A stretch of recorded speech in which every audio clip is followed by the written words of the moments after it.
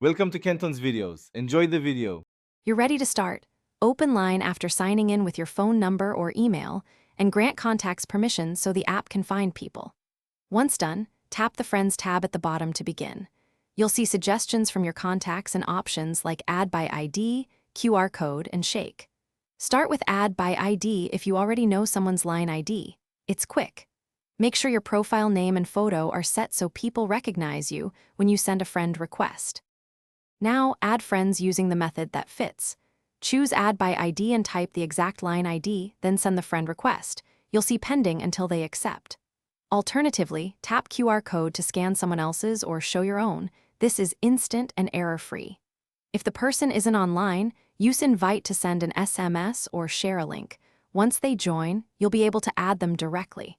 Make sure to double-check spelling and ID capitalization before sending. Finish by reviewing pending requests in Friends, accept or cancel as appropriate, and confirm new friends appear in your list.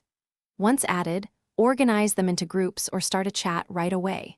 Make sure your privacy settings match how discoverable you want to be. Toggle Allow others to add by ID or phone number if needed.